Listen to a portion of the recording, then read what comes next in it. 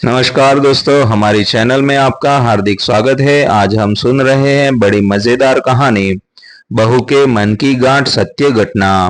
मैं रायपुर नहीं जाऊंगी। आपको जाना है तो आप चले जाओ।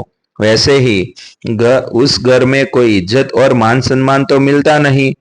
आपकी मम्मी है, आपका भाई है, आपको जाना हो तो चले जाओ। निधि ने एक सांस में ही सब कह दिया। जतिन ज्यादा बहस नहीं की, क्योंकि उसे भी पता था कि निधि के मन में गांठ पड़ चुकी है और उसे खोलना एकदम से असंभव है। इसके लिए उसे पहले रायपुर जाकर अपनी मम्मी और भाई और उसकी पत्नी से बात करनी होगी, फिर वो निधि से बात करेगा। ठीक है, मत चलो। पापा बीमार है तो मैं ही उसकी तबीयत पूछकर आता हूँ। तुम यहाँ तुम्हारी गुड़िया को संभालो। जतिन रायपुर जाता है। अकेले बेटे को देखकर शांति जी का मन गुस्से से भर आता है। थोड़ी भी लाल शर्म तेरे अंदर बची है या नहीं? अकेला चला आया, अपनी पत्नी को तो लाता। अब इतनी गर्मी में रसोई कौन संभालेगा? लीना तो सुबह ऑफिस चली जाती है, शाम को तेरे जीजाजी भी आ रहे हैं बच्चों के साथ। अब मैं अकेली क्या क्या संभालूंगी? जतिन चुपचाप से सब सुन लेता है और माँ के पाँव छूकर वो अपने पिताजी के कमरे की ओर रुख करता है। तभी छोटा भाई विपिन उसी ओर आते हुए देखता है। आ गए भैया, भाभी को नहीं लाए? ऐसे वक्त में भाभी को घर परिवार के साथ होना चाहिए। आखिर वो इस घर की बड़ी बहू है। उन्हें अपने कर्तव्य से पीछे पीछे नहीं हटना चाहिए। और ये कहते हुए वो अपने कमरे में चला जाता है। जतिन अपने ठहरे हुए कदमों को फिर से उठाता है, जाकर पिताजी की तबीयत पूछता है। वहीं बैठे बैठे उनके पैरों की मालिश करता है। इतने घंटे आए हुए हो गए, पर एक चाय का कप तक कोई लेकर नहीं आया। वो वहीं बैठा रहता है। तभी बाहर शोर शराबा होता है। उसकी बड़ी जीजी कल्पना और जीजाजी आते हैं। वो सीधे पिताजी के कमरे में ही आ जाती है और रोने लगती है। पिताजी, आपकी देखभाल के लिए मैं आ गई हूँ। आप बहुत जल्दी अच्छे हो जाएंगे। बहू ना सही, बेटी तो आपकी सेवा करेगी। मुझे तो अपने कर्तव्यों का पूरा ज्ञान है। मैं आपकी देखभाल करूंगी और यही आपके पास रुकूंगी। कल्पना ने अप्रत्यक्ष रूप से जतिन को ताना दे दिया था। जतिन सब समझ गया था, पर वो संस्कारों के चलते अपनी बड़ी बहन से कुछ नहीं बोला। माँ, चाय मिलेगी क्या? इतनी लंबी यात्रा करके घर के जवाई और बेटी आए हैं और चाय का एक कप तक नहीं मिला। बेटी के उलाहने शांति जी के कानों में गए तो उन्होंने चाय चढ़ा दी। उनके भी घुटने में दर्द रहता था।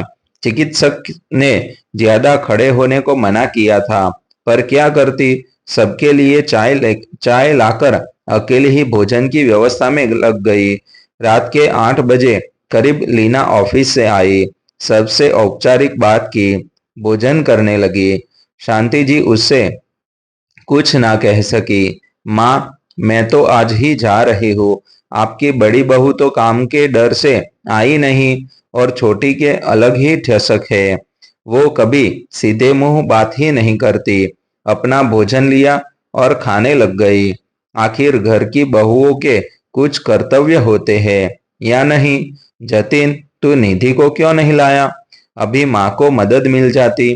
तुझे पता नहीं है कि अभी माँ कितनी परेशान है। जतिन सब सुनकर इस बार चुप नहीं रहता है।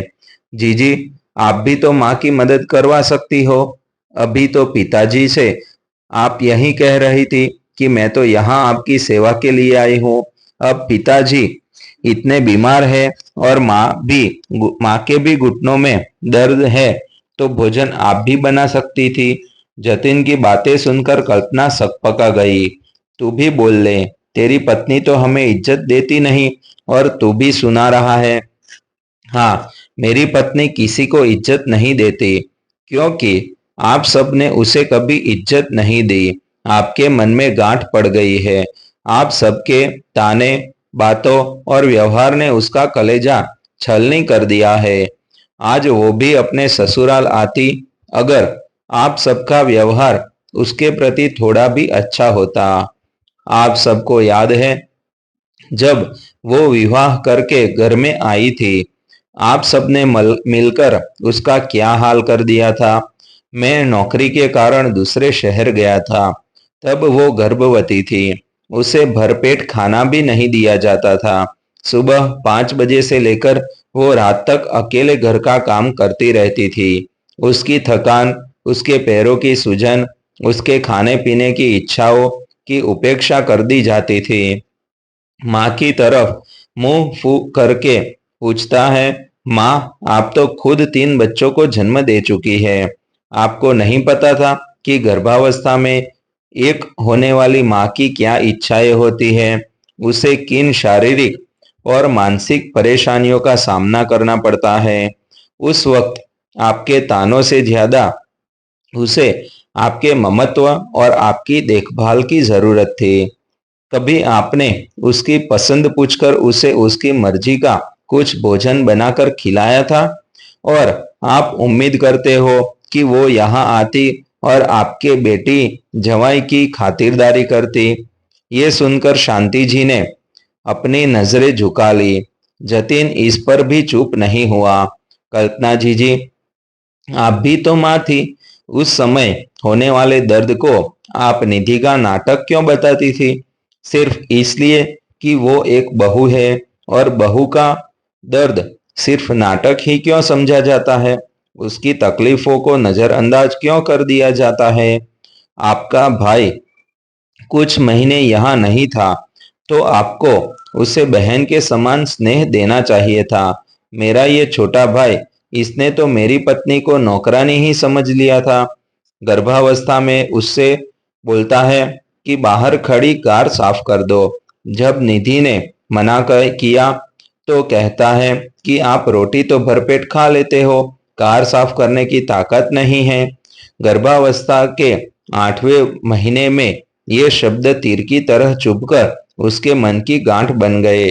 विपिन ऐसे वक्त में देवर भाभी की ताकत बनते हैं, उसके भाई की भूमिका निभाते हैं, और तूने अपनी भाभी को परेशान किया। तुझे घर की बड़ी बहू के क्या कर्तव्य है ये तो याद है, पर भाभी के प्रति तेरे क्या कर्तव्य है ये याद नहीं है। ये सुनकर विपिन ने भी अपनी आंखें झुका ली। जतिन फिर भाई की पत्नी लीना से कहता है, लीना, देवरानी तो जेठानी से की सबसे अच्छी सहेली होती है। उस वक्त तुमने भी अपना भाभी का मन दुखाने में कोई कसर नहीं छोड़ी।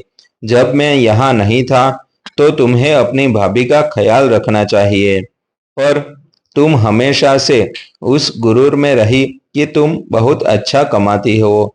उसकी तकलीफ को अनदेखा कर दिया, कभी किसी काम में सहयोग नहीं किया। मैं आप सबसे यही कहना चाहता हूँ कि परिवार का तात्पर्य यही होता है कि वो अच्छे और बुरे समय में एक दूसरे के साथ रहे। मैं नौकरी करने बाहर गया, मुझे वहां पूरी व्यवस्था करने में कुछ महीने लग गए।